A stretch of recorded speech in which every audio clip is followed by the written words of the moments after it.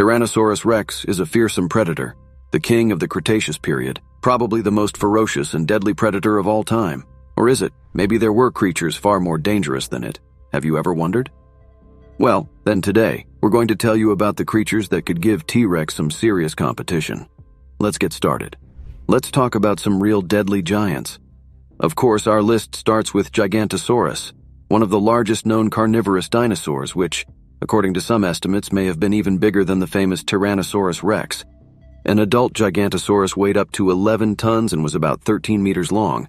However, Gigantosaurus was a slow-growing dinosaur and took 20 to 25 years to reach adult size, much longer than Tyrannosaurus Rex. Some studies suggest that Gigantosaurus may have lived in groups similar to other theropod dinosaurs. This may indicate that it was a social animal that hunted in packs. But Gigantosaurus was not the only predator in this lush tropical environment. Competition among carnivorous dinosaurs was fierce.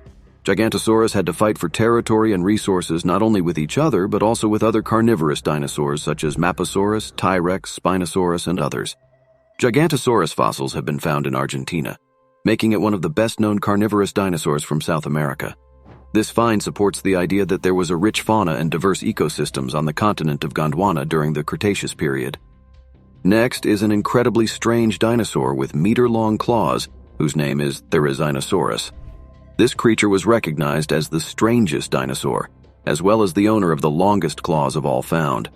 The giant lived at the end of the Cretaceous period, about 70 million years ago, in Mongolia. Its body length reached 12 meters and 6 meters in height, and its mass up to 6 tons. The forelimbs of large individuals could be 3.5 meters long with 3 toes per paw. The dinosaur had a long neck and a small skull with a beak and small teeth, but this is only a guess as the skull was never found. Its sturdy hind limbs carried a massive barrel-shaped torso, resting on a full foot with 4 claws. Therizinosaurus's tail was small. As for plumage, the question remains open, but most scientists believe it was. In all likelihood, Therizinosaurus was an herbivore, but some researchers believe it could have fed on insects, digging up nests of termites or ants with its claws. But it is unlikely that a multi-ton dinosaur could have been satiated with bugs. This dinosaur could probably diversify its diet with small lizards and mammals. As for the purpose of its murderous claws, again, there are several versions. You already know the nest-destroying assumption. Perhaps this creature used its claws to pull leafy branches to itself, but on the other hand, it was a large dinosaur with a long neck. Probably could have gotten by without the claws. There's the possibility of a fight with its mates over territory or females. And finally, the most killer suggestion for defense against predators. There were tarbosaurs in Mongolia at that time, and they probably didn't mind eating Therizinosaurus or its cubs. That's where sharp meter-long claws come in handy. Our hero could pierce the predator with sharp stabbing blows. There was another deadly creature that lived in the Cretaceous. This is the Sarcosuchus, one of the most enormous crocodiles that ever lived on Earth. These monsters were about 13 meters long and weighed from 6 to 12 tons and could easily eat a huge dinosaur, including Tyrannosaurus. Velociraptor. Rarely fast and ferocious dinosaurs lived on all continents of the planet. Velociraptor was a small dinosaur, but despite its small size, up to 1.5 meters in length and about 70 centimeters in height, was one of the most fearsome dinosaurs and a very dangerous predator. Like all other theropods, velociraptors moved on their hind limbs, which were equipped with 4 toes. One of the toes was underdeveloped and was not used by the predator when walking. The second toe had a strongly curved and rather large claw that grew to 67 millimeters in length. This claw was previously considered almost the main weapon of killing Velociraptor. However, during the experiment, it was found that the claw served the animal as a kind of hook, which he held the victim or pierced the vital neck arteries, from which the unfortunate victim inevitably died. But a much more important weapon in the arsenal of Velociraptor are jaws with sharp teeth. The predator's jaws had about 28 teeth each on the upper and lower jaws. The cutting shape of the backward curved teeth was perfect for tearing off and cutting meat. Today, Velociraptor studied by paleontologists, perhaps the most of all dinosaurs. At the moment, there are more than a dozen described fossil skeletons. By the way, a very common earlier opinion that velociraptors hunted in packs to date has not found confirmation. All the remains ever found were single individuals. Also, all previously discovered fossil remains of velociraptors had no soft tissue imprints, making it impossible to determine whether or not they had plumage. But in 2007, a group of paleontologists discovered a velociraptor fossil that had tubercles on the ulna.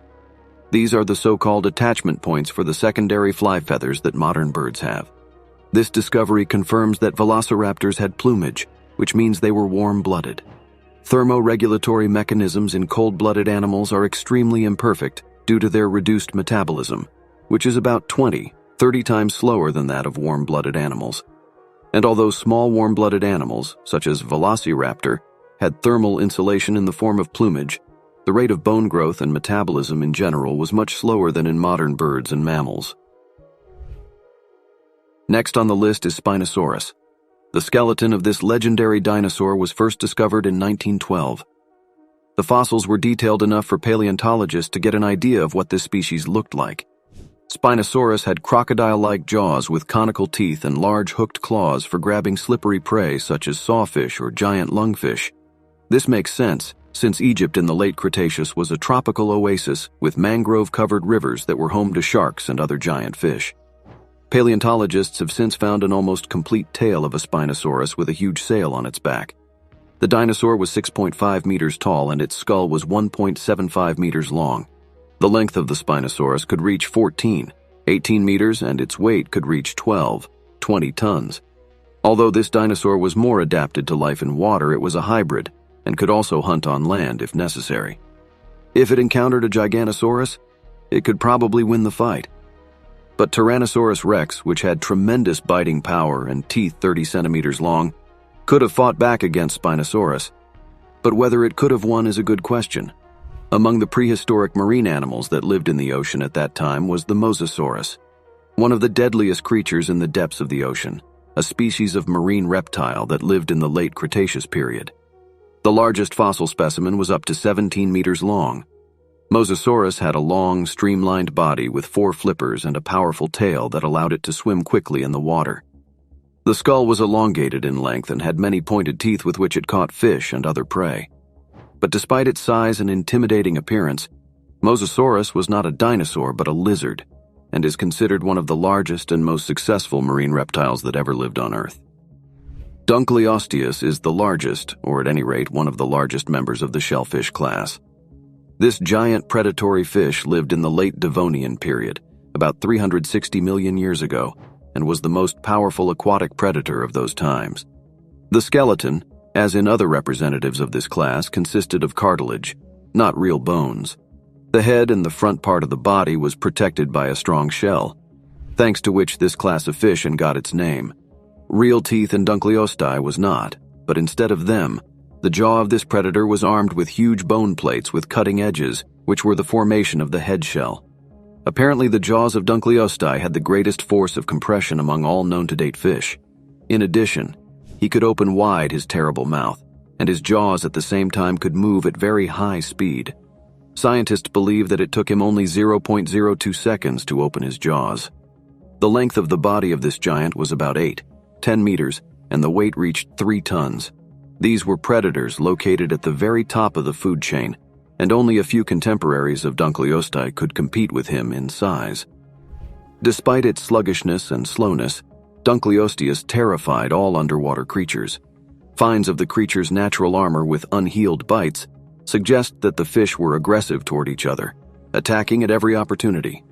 Given the size of Dunkleosteus, it is easy to imagine what giants might have fallen to them for lunch. The powerful jaws of the fish not only perfectly coped with biting, tearing, and crushing the bones and flesh of their victims, but could also open very quickly, creating a powerful suction stream that pulled the prey directly into the mouth. It is possible that one of those creatures that most likely became the ocean's top predator was the giant Leviathan. This huge prehistoric whale lived about 13 million years ago during the Miocene epoch. It was one of the largest predatory whales that ever existed. According to some estimates, it may have been as long as 18 meters and 60 tons in weight. Leviathan had large and strong jaws with teeth that could reach up to 36 centimeters in length, making them some of the largest teeth of any known carnivore. The teeth were serrated, blade-like, and were well suited for tearing through the flesh of prey. Based on the structure of the teeth, it is believed that Leviathan hunted mainly large marine animals such as whales, seals, and dolphins. Given their size and predatory nature, it is possible that Leviathan could have attacked a megalodon and even killed and eaten it.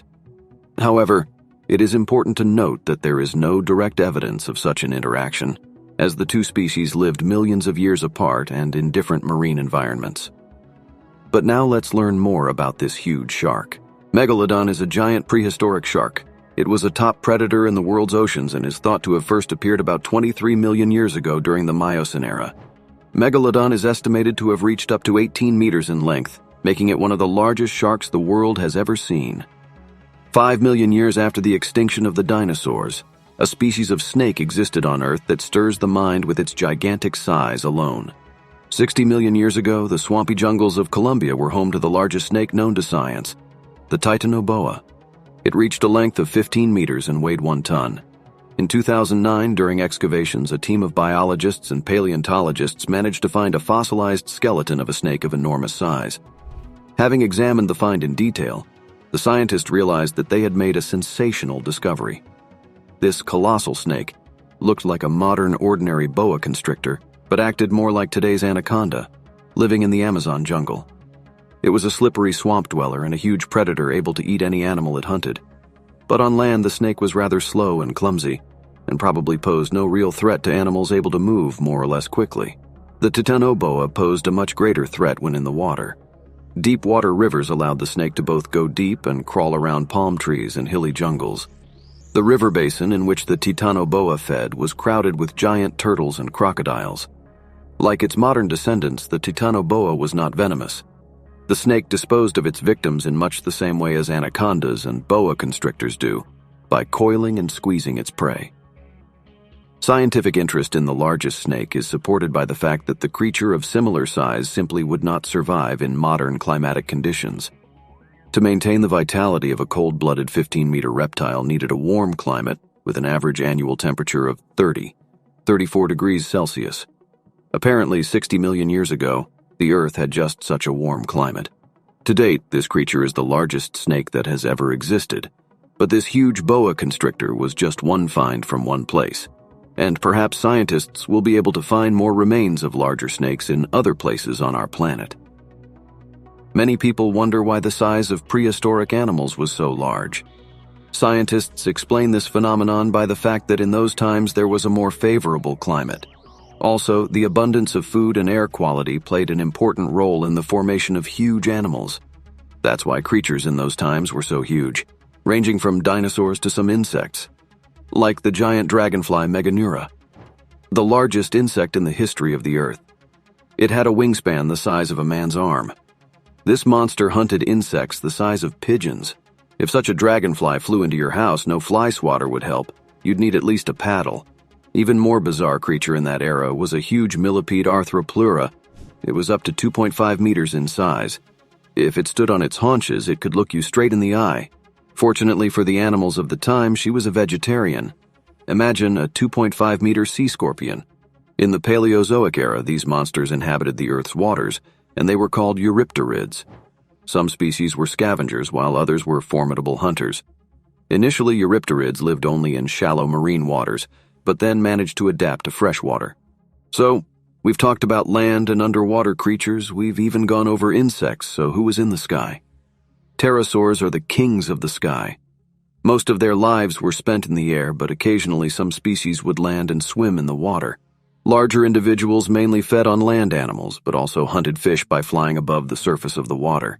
In terms of structure, the thoracic region was perfectly protected by a bony carapace. Many varieties had hair all over the body, neck and head, and some even had webbing between the lethal toes and feet were also covered with hair. The skeleton was lightened, making it possible to stay in the air for long periods of time without problems. In length and height, adults could reach 4 meters with a body weight of 500 kilograms. Strange creatures, aren't they?